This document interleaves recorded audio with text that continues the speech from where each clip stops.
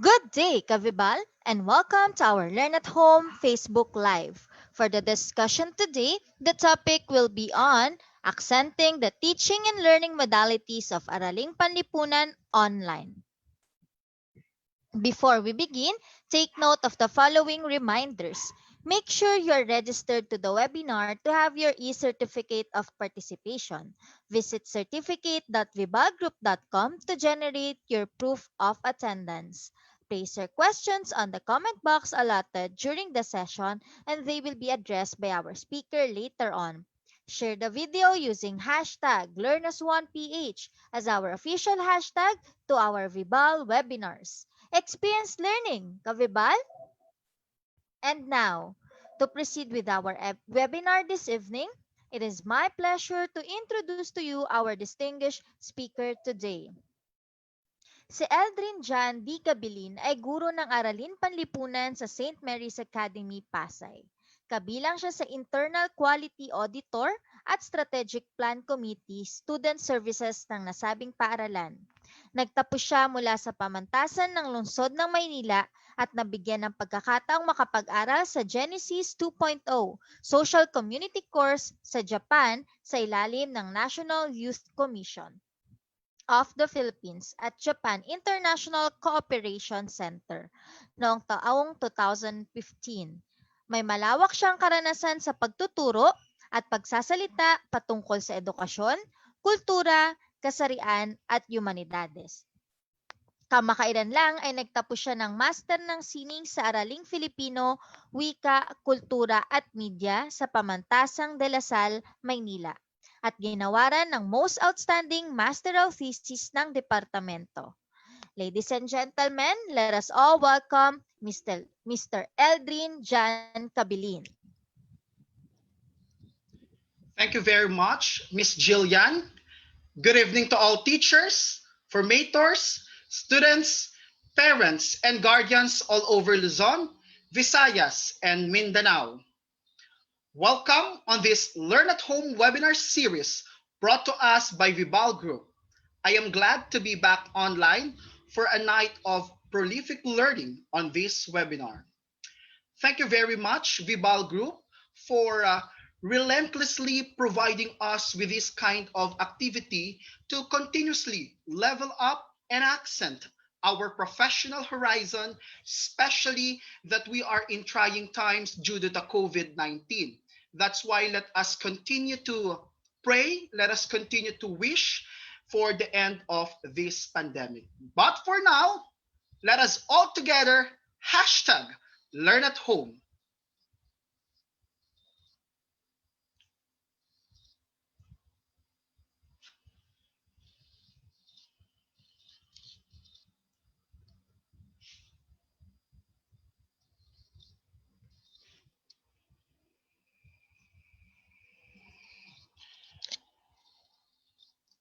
Our topic for this evening is entitled Accenting the Teaching and Learning Modalities of Araling Panlipunan in the Online Class. Do not worry, this evening I will be giving the topic in a generic and general way, and it can be done across all discipline. I will just have my examples specifically for Araling Panlipunan as the discipline, as the subject, and I will introduce to you this evening the work of the Vibal Publishing Group, which is timely and relevant to use as a modality. It is the self-module and the Learn at Home kit, which comprises of a self-paced learning discussions, supplementary readings, and activity sheets for primary, intermediate, and the high school level. So here is the flow of our discussion. The first one, I'm going to give you an overview, a glance to the so-called new normal in education. And because of this new normal in education, there is a need. The need arises for many educational institutions to choose and pick a particular teaching learning modality that they have to use and utilize for this school year. And we have to remember that as we pick our teaching learning modality to be used for this school year, it's very important that we still consider the phases of teaching and learning. And I will also give you a glance of the six facets of understanding. Particularly, I'll give you a sample way of how you can deliver your lesson, specifically the art of questioning using the six facets of understanding. And of course, I'll give you some activities, list of activities and strategies that will be helpful for you in the attainment of what we call the active learning for our students. And since most of our educational institution is geared towards the use of online class, I will suggest few technology, few online application, few online platform that you can use for the successful teaching learning process. Let us start. I have here a question. What life changing event took place during the first quarter of 2020? So we all know that in the early months of the first quarter of this year, around February to March, the COVID pandemic has produced extremely difficult condition which required radical changes in the way our social institutions operate. And therefore, there is now the need to create for many social institutions the new protocols, new guidelines relative and related to how we must deal with one another and how institutions should function were introduced, and this has become the brand name of the what we call new normal. Now that we are in the new normal in education, the question is how can we make it responsive to the new learning modalities that schools are instituting, not only for the purpose of economic survival, of course, but more importantly, to continue the mission of providing quality and relevant education for all Filipinos. And that is our topic for tonight. Why? Because how can we accent our teaching and learning process even if we are faced with many circumstances, even if we are facing difficulty? Okay, that's why I made the title of this webinar Accenting the Teaching and Learning of Araling Panlipunan. So we have to give emphasis. According to Cambridge Dictionary, accent means to emphasize something. We're going to emphasize, level up the way we teach our students in order to yield learning. Not just only learning, but I'd like to give the term active learning among our students. In short, here is the framework of our discussion. It's very important that in our teaching, it is equivalent, it is intertwined, interconnected, and interrelated to the learning of our student. Okay? But we are confronting a difficulty right now since we have to pick a particular modality in the way, in the delivery of our instruction. So we have to look both offline and online class as a flexible modality in our teaching and learning process. Um, the Department of Education, both the public and the private education institutions also, did not waver from instituting relevant mechanisms to continue the primordial service that they have to give to the Filipino youth, which is education, despite the threat of the COVID pandemic. In this context, the fundamental question becomes how do we ensure the development of necessary skills and competencies among our learners so that they will be prepared and they will be prepared to navigate the demands of the curriculum and to be a responsible individual in the 21st century society, despite the continuing threat in the COVID pandemic.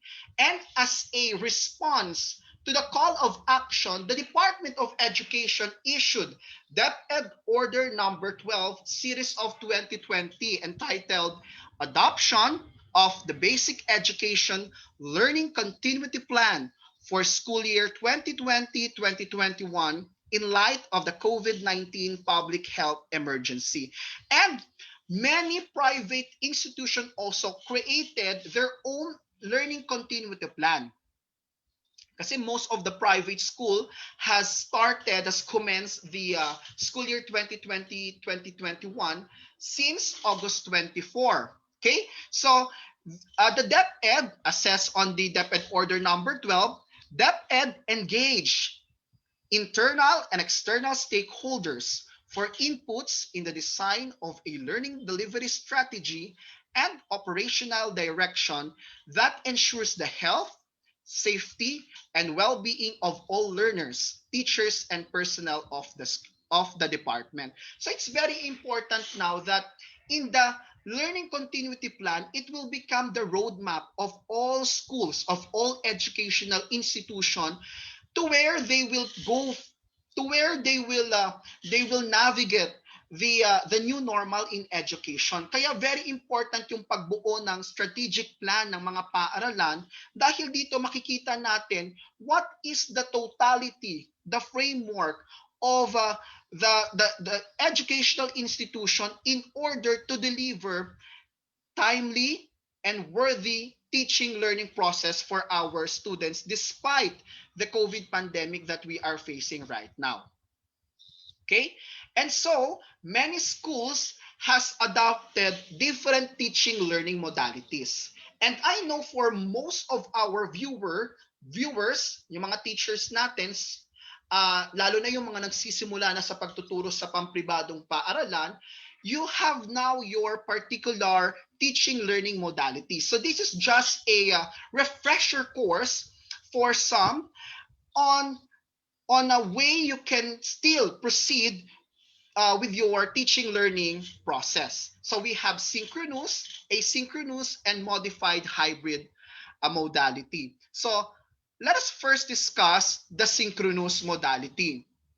When we said synchronous modality, it is where the teacher and the students log in to a single online platform and carry out tasks throughout the allotted time. So in short, in the synchronous modality, there is still an interaction happening between the teacher and the students.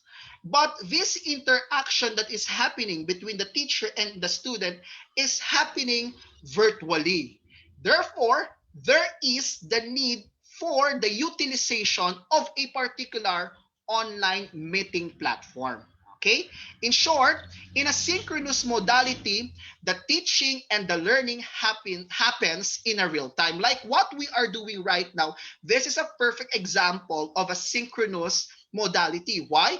Because we are live now and we are having the teaching and the learning process. Okay? So it's real time.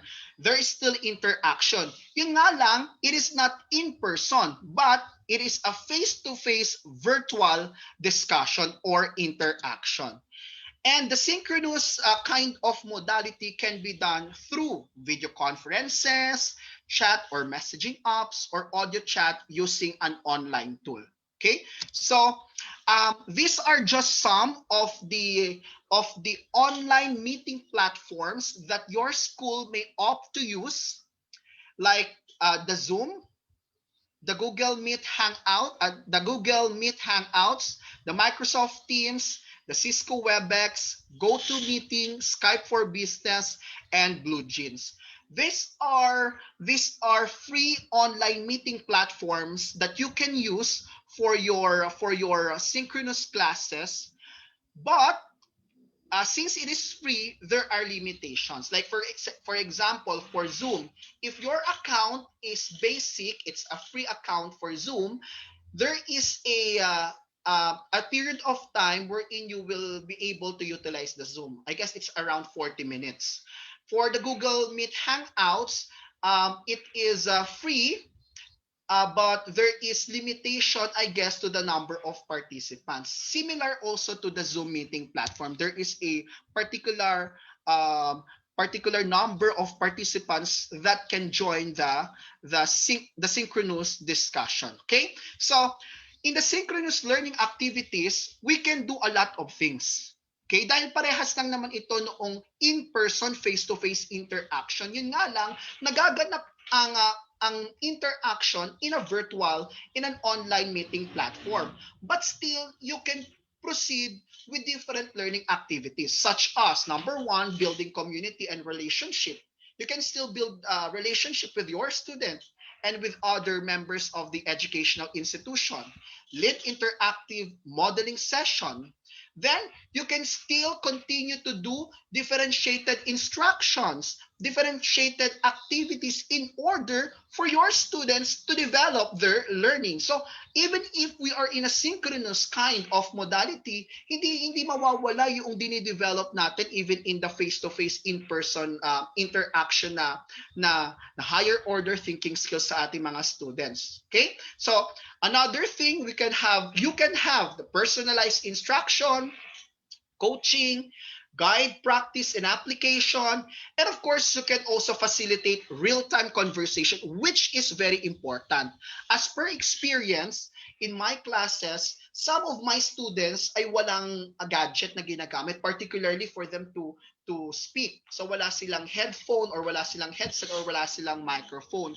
So whenever I pose a particular question, they will give the answer or they will make a response using the chat box. So it's very important that we still take into consideration in our synchronous learning activities ang paggamit ng chat box. Okay, so we have to still wisely utilize it. Then, like what I have mentioned, you can still proceed with differentiated instruction and differentiated activity. Similarly, you can still have or you can still develop collaboration among our students. Like the Zoom meeting platform, it has a feature ng breakout rooms, so you can still divide the class into several rooms depending upon your choice, and then give a particular group activity to them, and then pabalikin sa plenary session or sa main room for the discussion. So you can still foster it even in the synchronous learn, even in online classes. And of course, it's very important ang pagbibigay ng feedback, real-time feedback on work in progress ng ating mga mag-aaral, ng ating mga estudyante. Okay? So those are the things that encapsulates the synchronous modality. The second one is the asynchronous modality. What is asynchronous modality? Here, students are provided with content and tasks that they need to accomplish within a time frame using an online platform such as a learning management system. This is very important for us to understand, teachers. Ano ba pag sinabi nating asynchronous modality? This time, it is still wired, it is still virtual, it is still online. But in the asynchronous learning modality, kinakailangan ng particular na learning management system. Bakit? Dahil dito, in the asynchronous modality, ang bata sa kanyang sariling oras, sa kanyang sariling panahon, sa kanyang sariling kakayahan, gagawin niya isang partikular na gawain na ibinigay ninyo. Okay? Now, I saw a lot and several tweets, Facebook posts, rants tungkol sa online activity. Specifically, dahil yan sa asynchronous modality na ibinibigay nating mga teachers.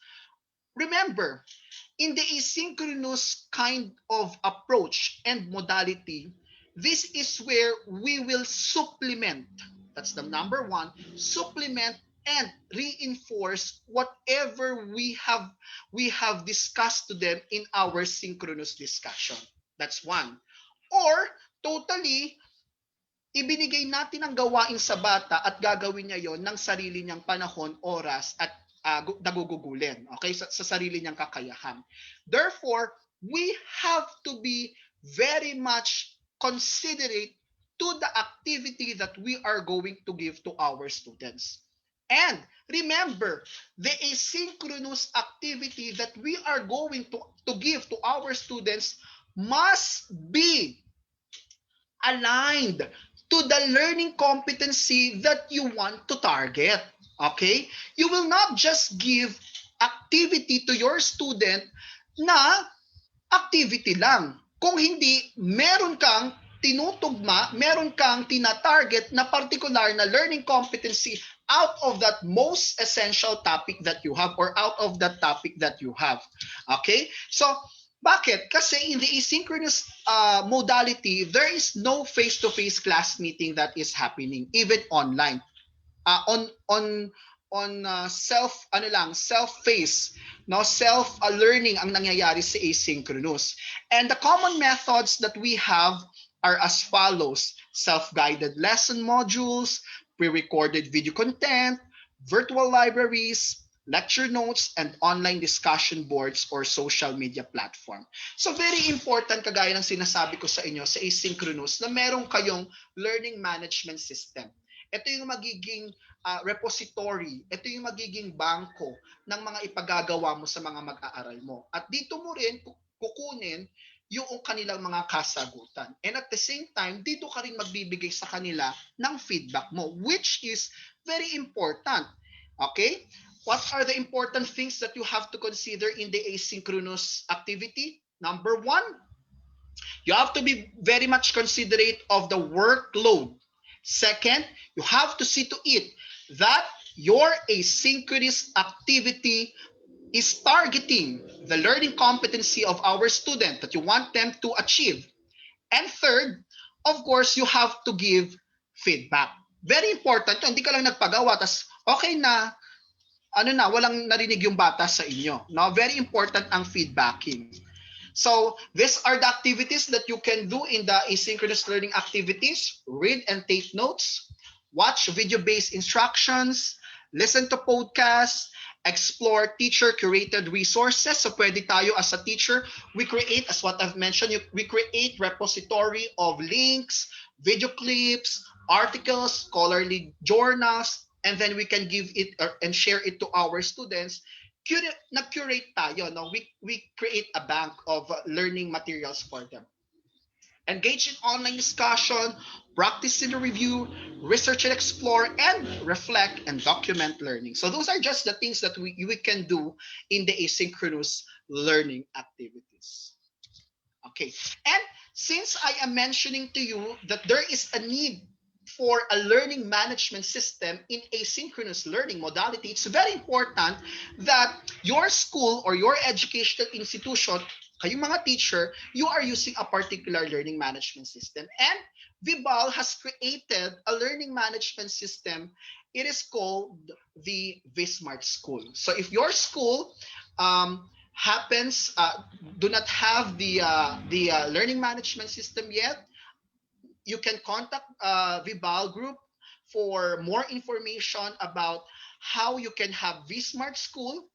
And this Vsmart School is powered by Vibal. There are a lot of things that you can that there are a lot of things that is included in the Vsmart School, like repository of ebooks and different activities, rubrics that is very important and relevant to the development of our student. And all of these are well aligned to the learning to the curriculum of the Department of Education. So if you want to know more, I highly suggest that you contact Vibal to inquire about Vsmart School. Okay? Third, the modified hybrid. Okay? This is the widely used modality that many private institutions and colleges and universities is utilizing the modified hybrid. But why? Because the modified hybrid is a combination of synchronous activity and asynchronous online models. Why? Number one, synchronous, simply because there is a face-to-face class meetings that may be organized with the help of a particular digital platform, meeting online platform, and asynchronous because time in between class meetings will be devoted to accomplish tasks as scheduled on the learning management platform. So ito yung ginagawa ng marami sa mga private education ngayon kasi mas nauna ang mga private schools sa pagtuturo. And many of our public schools also is designing their learning continuity plan using modified hybrid as the modality. Okay? Kaya siya tinawag na modified hybrid because it's the combination of synchronous and asynchronous online model. So here, based on this illustration from a variety of e-learning instructional methods and activities, you can see that from face-to-face classroom, live online coaching, what's the collaboration and community, multimedia, web-based learning, and performance support, pinagsama yung synchronous and asynchronous. Okay? There is a delivery of direct instruction, that's synchronous, and at the same time, we supplement it using the asynchronous modality. Okay? But what I have presented to you, the synchronous, the asynchronous, and the modified hybrid kind of modality are all online, are all virtual, are all wired. Di ba? Kailangan ng internet, kailangan ng kuryente, kailangan ng gadget. But we must still remember the mantra, the maxim, no child left behind. No child left behind. And this mantra, this maxim, came, of course, from United Nations Education, Scientific, and Cultural Organization, or UNESCO's Education for All, or EFA. And at the same time, bahagi din ang No Child Left Behind ng SDG, okay? The Sustainable Development Goals that we want to achieve. Ano yon? That's number 4 on the out of 17 SDG, or out of the 17 Sustainable Development Goals. Number 4, quality education. Hindi nga lang education eh. No child left behind. No child left behind of quality education. The term is quality. Very important yon. Okay? So, we still have to consider another form or another modality, which is the offline modular learning. Okay? So offline modular, in short, it is designed as a unit, chapter, topic, or segment of instruction. And it is a standard unit or instructional section of your course that is self-contained. Pag sinabing self-contained, self-paced, depende sa bilis at bagal ng mag-aaral ang kanyang pagsasagot. Depende sa kanyang panahon at depende nga sa pag-access niya ng modality, which is modular, which is offline. So we are still offering it to our we must still offer it to our student. Okay? Bilang pangako natin ang no child left behind. But this offline modular learning ay hindi na talaga bago sa atin. Now, for the information of everybody, the United Nations Children's Fund, or UNICEF, is sponsoring 2 alternative delivery modes, or ADM, of primary education in the Philippines. Number 1, the modified in-school, off-school approach, or MISOSA, and the enhanced instructional management by parents, community, and teachers, or the EIMPAC. So hindi na talaga totally bago sa atin ang offline modular learning. Matagal nang meron ito. Ito ay 2012 mula sa, I lift this from the Philippine ADM evaluation last 2012 pa. In short, matagal na yung promise natin, yung pangako natin na ginagawa natin doon sa maxim na no child left behind, because the department has created ways and means for our students to access learning. Okay? Ito ay ito ay very much applicable doon sa mga far-flung places ng ating bansa, no?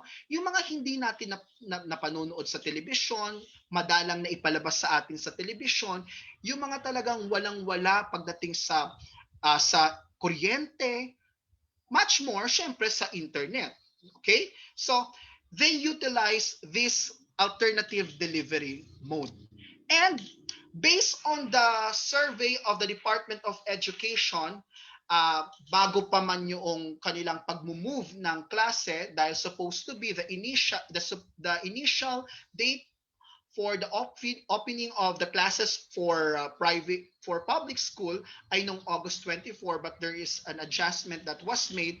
Ang sabi doon sa naging survey ng Department of Education, most students prefer modular learning over online. That's why many teachers during the enhanced community quarantine period, no, is preparing modules, both public and public schools. We are preparing students your module. Bakit? Again, we wanted you to deliver, we wanted to give you the best education, the quality education. Kaya bahagi ng pangako namin sa inyo, bumuo kami ng module para sa inyo. Yun nga lang, nakalulungkot, no? There are rants, tweets, posts on Facebook. Meron pang ang challenge sa Facebook na hashtag sabay-sabay nating punitin ang module natin. My God! We shed our tears, our sweat just to prepare the module for you. Of course, we don't want appreciation out of what we have done, but we want you to use it wisely and properly. Yun na lang siguro, no? Again, we are still trying our very best to deliver quality education among our stakeholders. Now that we are having difficulties, we are in trying times due to the COVID-19. So, again, offline module learning is one of the modality that we have to still consider. This is flexible class. So, ang pag-aaral ay hindi lang online, pwede ring offline. So one of the self-learning, I have here, the Vibal has prepared us a self-learning module. They have prepared us with a vast range of reading selections, discussions, activities, and values on their self-learning supplement and self-learning modules. Wherein makikita nyo doon may pre-assessment, may mga readings, may mga lesson activities. So if your school is still in need of self-learning module and kit, I'd highly suggest that you contact Vibal to know more about it. And based on the video that was initially presented to us by Vibal, they have on their website. You can check the Learn at Home kit. You can utilize it. You can download it for free. But if you want to have the total package of the Learn at Home kit para sa inyong mga paaralan, para sa inyong mga guro, you have to contact Vibal to know more about the Learn from Home kit that they have prepared for us. And what they have done is a response to the call of action that learning is not only online, it can be done offline nga, kagaya ng sinabi ko sa inyo. And remember, sa gitna ng lahat ng ito, bata ang tinitignan natin, students ang tinitignan natin. We, of course, have to give the greatest how do I understand? We have to give the center and attention of our effort to our students. That's why we have to still observe the phases of teaching and the phases of e-learning.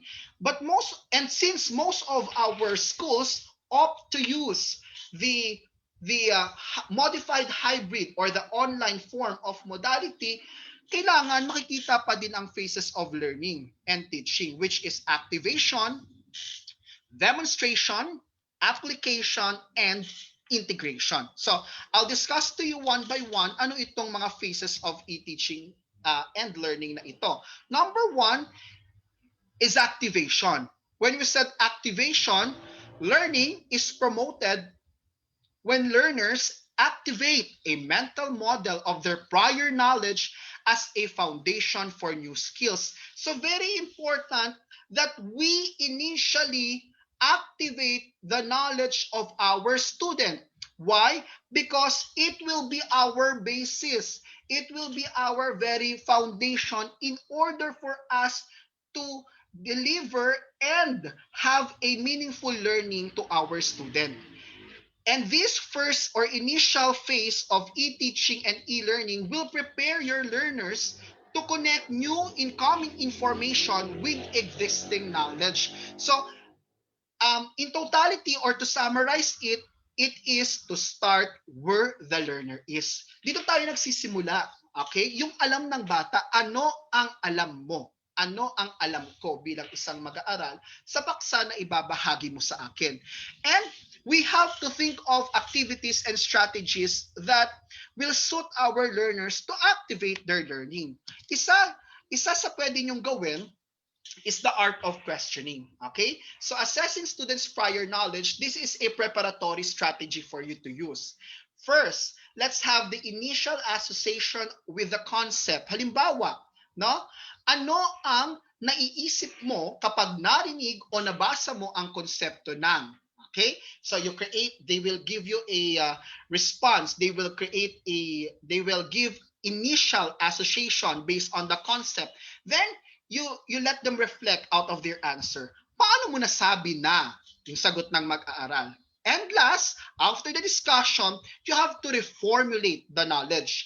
Matapos ang naging talakayan, ano ang iyong natutunan o nabuong konsepto? You see, we start from initial association, we let them reflect until such time that they reformulate their own knowledge. That is a way for you to assess your students' prior knowledge. Isa pang pwedeng activity, this is a sample nung sinasabi ko sa inyo na hinihanda sa atin ng Vibal na Learn at Home Kits, which is available from primary, intermediate to high school level. This one is the KWL chart, no? Very widely used. K means know, W means want to know, and L means learn. Alam ko, nais malaman, at nalaman ko. Okay? So, it is similar to what I have presented to you a while ago. The initial association, there's a reflection, and the reformulated knowledge out of the discussion that you have done. So, isa yan na matatagpuan in the Learn at Home kits that the Vibal Group Publishing House has prepared for us. Another strategy that you can use in activating students' knowledge is admit slips. Okay? Yung admit slips, ito ay ginagamit during the face-to-face, in-person face-to-face or during the old normal. But now, since we are doing most of our classes in synchronous modality, you can utilize the chat box. Anong gamit ng chat box? Ipinagagawa sa mga mag-aaral sa simula ng klase upang makita ang kaalaman tungkol sa isang paksa bago pa man ang talakayan. So, you will ask or you will pose a particular question to your student to activate their knowledge, and then they will give their answers on the chat box. Okay? Now, paano gagamitin yung chat box na parang admit slip? Along the process of discussion, kinakailangan tignan or i-check na natin kung ano yung mga naging kasagutan ng bata. Kung ano doon yung tama, kung ano doon yung dapat itama. Okay? And again, at the end of the discussion, kinakailangan balikan natin yung chat box na ginamit nyo as a tool for you to evaluate the learning of your students. Okay? Kung ano yung naging meaningful learning nila para sa inyong discussion. So, the admit slips in the old normal, but now in the virtual, gamitin ang chat box. Another one that we can see as an activity sheet on the Learn at Home kit by Vibal ay ang graphic organizers. Punong-puno ng graphic organizers, mga activities, yung Learn at Home kits. That's why I highly suggest that you go to their website, check it, you can download it for free, but if you want a total package, you can contact Vibal to know more about it. And then, the quick write and quick draw. Very important pa rin teachers, no, kahit nasa online tayo, lalo sa mga mga intermediate, mga primary students natin na ginagamit pa rin nila yung kanilang kamay sa pagsusulat. Kailangan i-develop pa rin natin yung sa kanila kahit na nasa new normal na tayo. So pwede 'yan sa pagtuturo ng halimbawa sa pagtuturo ng kasaysayan, i-drawing nila ano ba ang katangian ng isang mabuting emperador halimbawa. Okay? So maaari nilang gamitin 'yan, the quick write and quick draw as a strategy. So those are some of the strategies that you can use for your synchronous, asynchronous activities now that we are in the new normal. Second phase is demonstration. So after you activate the learning of our students, very important ang demonstration. Why? Learning is promoted when learners observe a demonstration of the skills to be learned. It's the tell, show learning events where appropriate information is accompanied by appropriate examples. So this is very relevant sa mga mathematics subject, sa science subject, di ba? After you discuss a particular concept, a particular theory, you have to present to them how to do it. That's demonstration. Don't just tell learners how to do it. Prove them how it is done. Okay? So after you activate, you now tell to them and show to them that particular concept on how they can do it so that they can have the third phase. Ano yung third phase? The application. Okay? The application is where the learners need to apply their newly acquired skills to actually doing a task or actually solving a problem. So it's very important from the initial stage where you activate the learning of your student and you present to them. In short, this is the direct instruction comes in. Okay? It is now in the application stage where we let our student learn things, discover things on their own ways and means sa papaanong pamamaraan by application. So as a teachers, we have to create activities that give your learners opportunities to apply what they are learning. Very important ngayon dito yung pagdi-design natin ng mga learning activities and learning assessments natin sa ating mga mag-aaral. Again, when we create our learning strategies, learning activities, and learning assessments in the application phase of teaching and learning, it is necessary for us to consider the target learning competency, the target skills and values for our students. Hindi lang din tayo, we will not just create activities out of gusto lang natin, but we design it aligned to the necessary learning competency that we wanted them to achieve. So ito yung stage ng learning by doing. Okay? The constructivist area of the phase of learning. You activate the learning, you demonstrate it, the direct instruction comes in, you now let them do it. That's learning by doing. And the last phase is integration. Integrating the newly acquired skills into those mental models they have already acquired. From what you have initially asked to them, from what you have initially activated to them, it's very important that they apply it and they integrate it now on the things around them. We teachers now must create activities that help your learners select and express what they learn and how they may use it. Very important yon. Okay? Para saan ba itong pinag-aaralan ko? Ano ba ang katuturan sa buhay ko nito? The integration part of your teaching and learning of the students is where the relevance of your subject will come in. They must have the appreciation of and understanding ng kanilang learning, no? This is where the relevance of your subject comes in. So integrating new knowledge helps the learners connect what they are learning to their work on their lives. What is the relevance of this particular subject matter to my day-to-day living? That's the question that you have to think of. And It is now the completion and the fulfillment of a meaningful learning for our student. That's the last phase. Okay?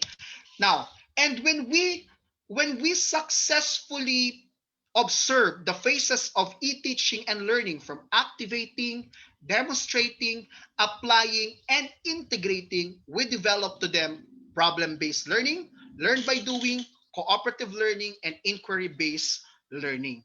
Okay?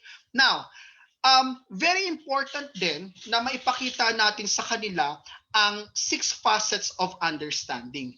And this is a new way for us teachers on how we can create our questions or formulate our questions to our students. I will not dwell much on the six facets of understanding, but I will give you specific questions, examples, na po pwede nyong magamit at makikita ninyo yung scaffolding from simple to complex ng pagtatanong using the six facets of understanding.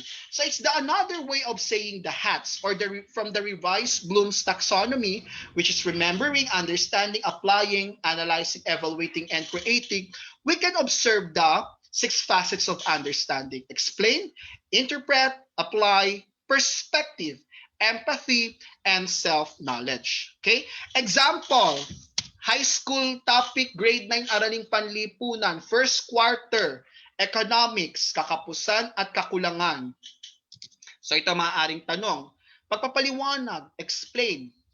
Ano ang konsepto ng kakapusan at kakulangan? Bakit nagkakaroon ng kakapusan at kakulangan? Okay? So very basic pa lang. Next, interpretation. Ano ang nais ipakahulugan ni Benjamin Franklin sa kanyang pahayag na when the well is dry, we know the worth of the water? Okay? So there's now the interpretation. Next, paglalapat or application. Anong mga pangyayari kung saan nararanasan ng tao ang konsepto ng kakapusan at kakulangan? Paano mabibigyan ng solusyon ang suliranin hinggil sa kakapusan at kakulangan? Okay? Next, perspective. In the perspective, pinag-iisip natin yung bata natin kung on what could be the possible thing to happen, no, in the near future. Kung patuloy na mararanasan ng tao ang suliranin hinggil sa kakapusan at kakulangan, ano ang posibleng mangyari? So that's perspective. And for empathy or empatiya, kung ikaw ang nasa katayuan ng mga taong nakararanas ng suliranin hinggil sa kakapusan at kakulangan, ano ang iyong mararamdaman? So, we place ourselves to the shoes of others, no? Inilalagay natin yung ating sarili sa kanilang sitwasyon. That's empathy. And pagkilala ng sarili, which is the endpoint, the integration phase. Paano mo tinutugunan sa iyong pang-araw-araw na pamumuhay ang suliranin hinggil sa kakapusan at kakulangan? Okay? You see, nagkaroon ngayon, it opens the integration phase for the learner on what is the relevance of this particular subject matter sa buhay ko, to the life of the student, pagkilala sa sarili. Okay? So that is just a sample for on the six facets of understanding. Next, grade 5 lesson, Araling Panlipunan, paksa, kumbensyon sa Tejeros, Tejeros Convention, pagpapaliwanag, ano ang pangunahing dahilan sa pagpapalit ng pamahalaan ng katipunan? Bakit kailangang palitan ang pamahalaan ng katipunan? Sa pagpapaliwanag. Next, interpretasyon. Ano ang ibig ipakahulugan o implikasyon ng winika ni Daniel Tirona na ang direktor ng interior ay isang mataas na posisyon at hindi nararapat sa isang taong hindi natapos ng abogasya? So, interpretation. Next, application o paglalapat. Paano mahihikayat ang isang pinunong tumiwalag sa samahan o pamahalaan upang muling makiisa at makipagtulungan sa bagong tatag na samahan o pamahalaan? Next, perspective. Okay? Ano yung pwedeng mangyari? Kung hindi pinawalang bisa ni Bonifacio ang naganap na halalan sa kombensyon sa Tejeros, ano ang posibleng nangyari? Okay? So pinag-iisip natin yung bata on what could be the possible effect or what could be the possible scenario. Empathy. Kung ikaw ang nasa katayuan ni Bonifacio, ano ang gagawin mo kay Tirona? Bakit mo ito gagawin? And self-knowledge o pagkilala sa sarili, which is the integration portion, paano mo hinaharap ang pang-iinsulto o pagmamaliit sa iyong kakayahan. So you see, in the six facets of understanding as a new form and way of questioning for our students, we develop to them the the phases of learning, the four phases of understanding, which is activating the knowledge, and then we demonstrate it, we let them apply it, and let them integrate it to real life scenario. Very important yun ngayon. Okay? And at the end, it yields to us lecture. No, hindi yung pag nag-lecture lang tayo or hindi pag nag-lecture lang tayo, pababa ang learning ng bata. Gaya ng sinabi ko sa inyo, we have to let our students geared towards active learning. And we can have active learning by such strategies, by such ways of formulating our question among our students. Very important ang pagbuo ng active learning sa ating mga mag-aaral. Why? Because we have the two basic assumptions that number one, learning is by nature an active process. It's dynamic. It continues to evolve. Okay? And that different people learn in different ways. In short, we still consider the learning styles, the multiple intelligence of our students. So why do we need to engage them? We have to engage learners in higher order thinking skills using what I have presented to you, the six facets of understanding, as a new form of as a new way of delivering and formulating our questions among our Generation Z learners, Gen Z learners itong mga to. And the various learning styles are best served by engaging learners in active learning activities. So ito yung mga pwede nyong gawin. Graphic organizers, that's number one. Makikita naman ito sa high school learn at home kits ng Vibal. Kaya sabi ko sa inyo, bongga talaga tong learn at home kits ng Vibal. I'd like you to check it, teachers. You can use it for your asynchronous activity, also for your synchronous activity. You project it and present it to your students. Ang dami doong magagamit na graphic organizer. So this is just one way that you can use as a teacher. Very important sa ating mga araling panlipunan ang debate and evaluation decision. Why? Because this strategy will let our student create their own point of view. Will let them create a meaningful stand on a particular issue. Okay? So sa estratehiyang ito, inilalahad ang dalawang magkatunggaling pananaw ng dalawang individual at pangkat. Ang paggamit nito ay isang paraan sa paglikha ng kamulatan at pagtatasa tungkol sa paksa. Very important that we let our student evaluate a particular topic, a particular issue, a particular scenario. We have to let them decide. So one of the strategy that you can use is debate and evaluation decision. Next, graffiti wall and sticky notes connection. Kahit nasa online class tayo, pwede yan. Later on, I'll suggest a online tool for you to use graffiti wall and sticky notes connection. Very important to sa ating mga araling panlipunan teachers, tala-arawan o journal. Bakit? Maaaring gamitin ito sa pagninilay at paglalagom ng natutuhan. So, ano yung mga examples ng tala-arawan? Reflection, reflective reading log, response to reading, and the double entry journal. Okay? So, very important yan sa ating mga AP teachers. At isa pang very important na strategy sa atin to have active learning, balitaan.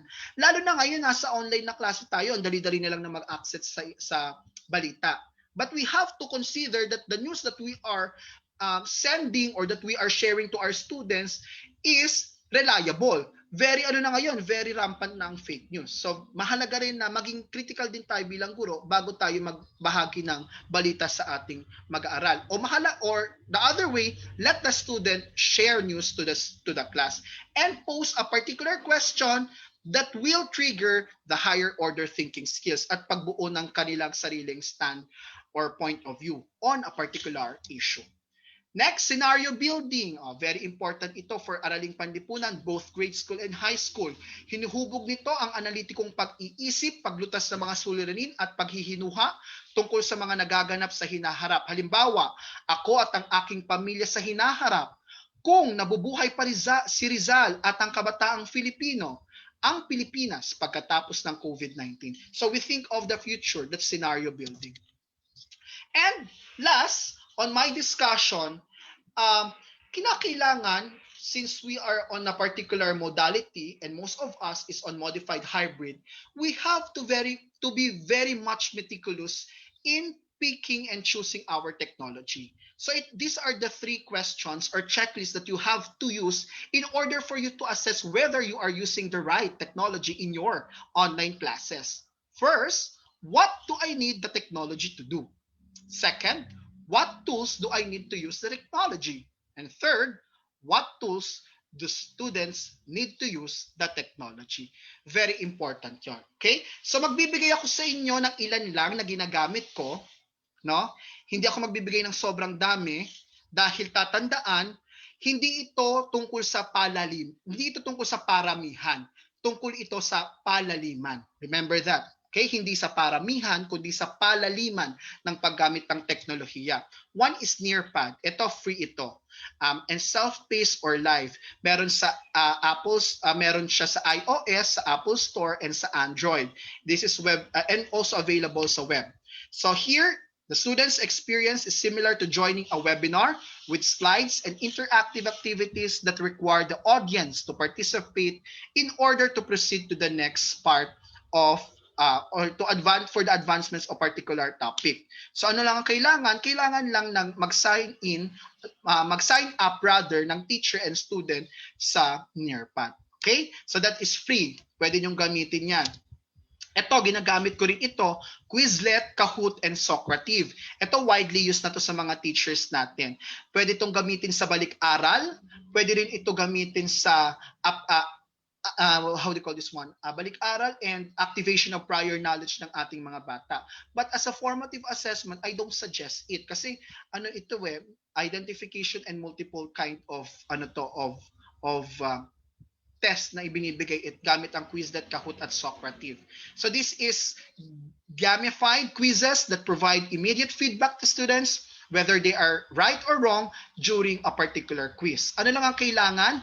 Kailangan lang gumawa ni teacher, mag-sign up siya doon sa Quizlet, Kahoot, or Socrative, and then para makasali ang bata, si teacher ang magbibigay ng link or ng QR code o ng PIN with password from the teacher so that they can join the activity.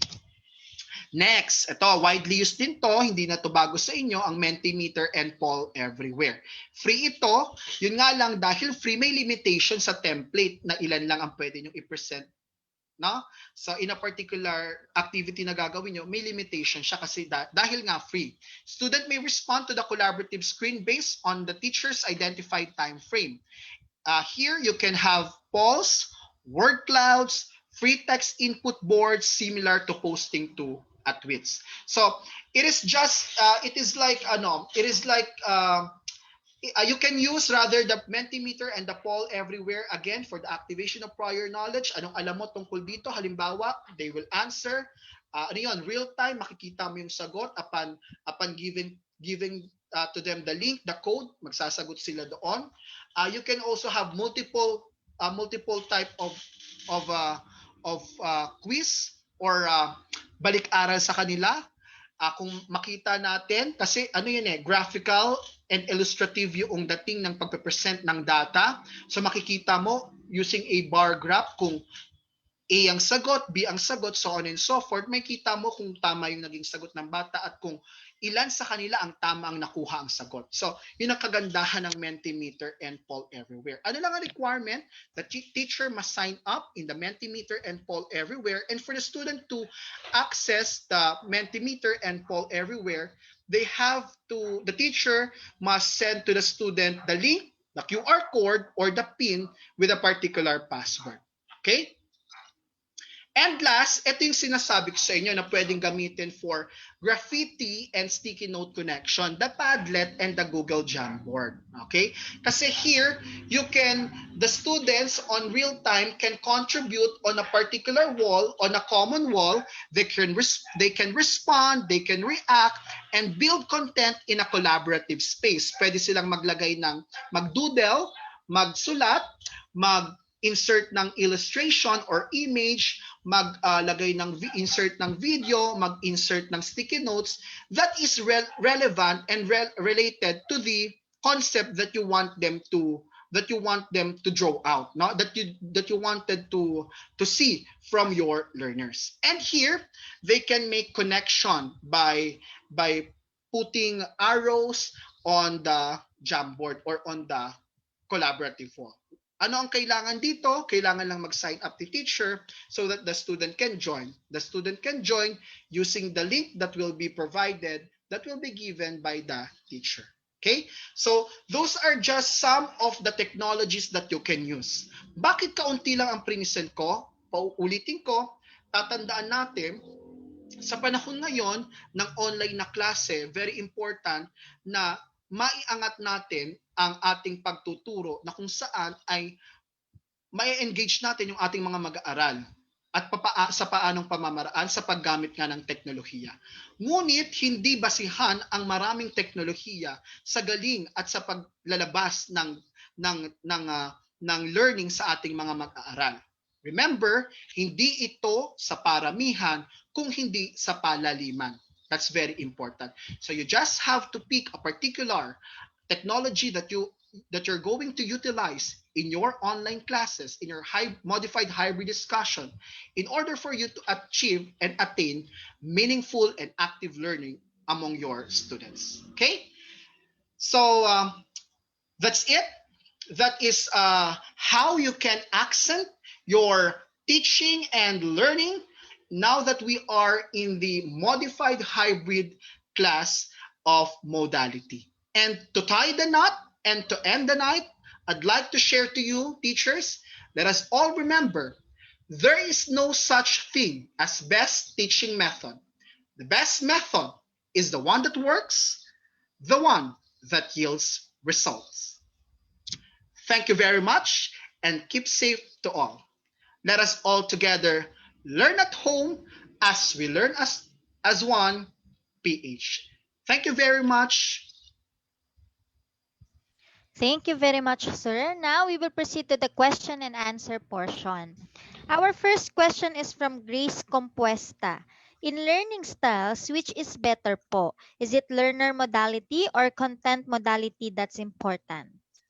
Syempre, very important ang parehas. No? We have to consider both. Why?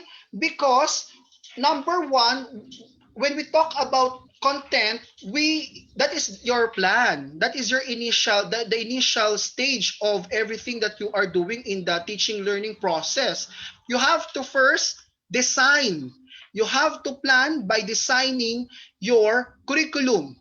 And you have to see to it that when you design a particular activity, formative assessment to utilize in your online class, it must be responsive to the target skills and values that you want to achieve. Very important yon. Hindi kayo basta gumagawa lang ng activities and formative assessment out of nothing. It must target the particular learning competency. At pangalawa, yung sinasabi mo na i-consider yung technology na gagamitin, no? So, magkasama yon, sabay natin yung ginagawa at initial na ginagawa yon doon sa pagpaplano. In the PDC cycle, di ba, we plan, we do, and then we check at the end. We check, we evaluate whether what we have done yields learning, yields result for our learners. If not, balik tayo dun sa initial stage, which is planning.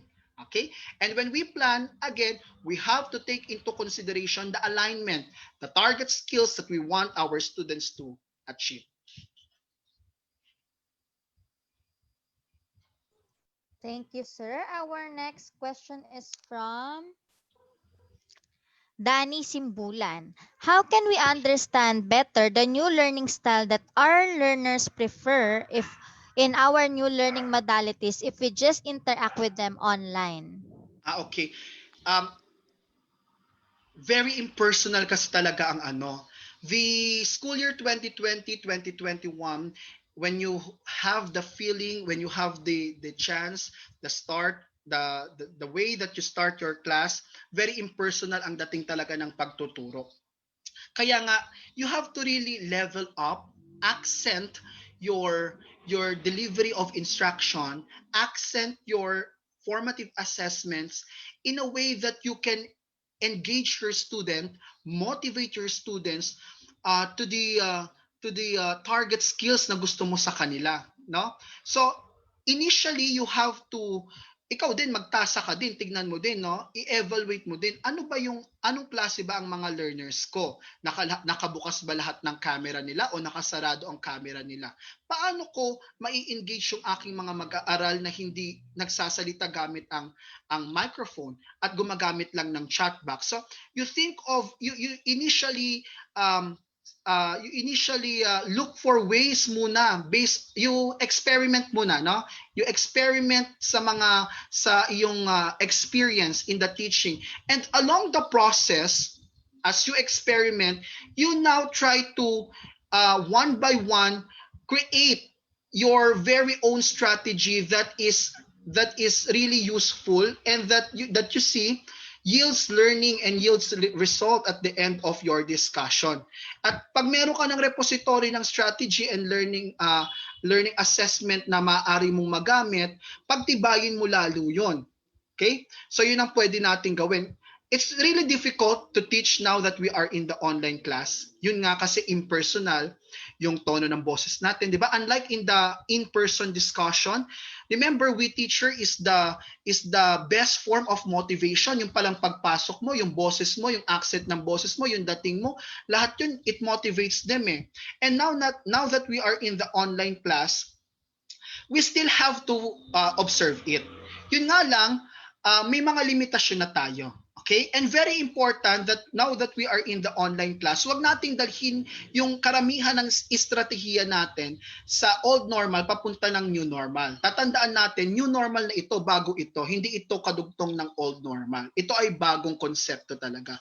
So mahalaga na maging flexible tayo ngayon as we go along the way in order for us to know our learner. That's very important.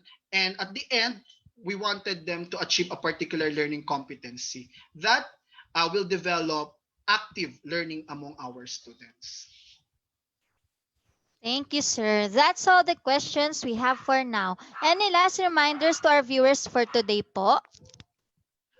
Hopefully you learn something on our discussion. Remember, we are on a trying times due to COVID-19, due to this pandemic, but we are all teachers. We have been leveling up, accenting ourselves throughout our career. So carry natin yan. Kayang-kaya natin ang kung paano dadalhin ang ating pagtuturo at pagkatuto ng ating mga mag-aaral sa isang meaningful na panuroang taon. Thank you very much, and together, let us learn as one PH.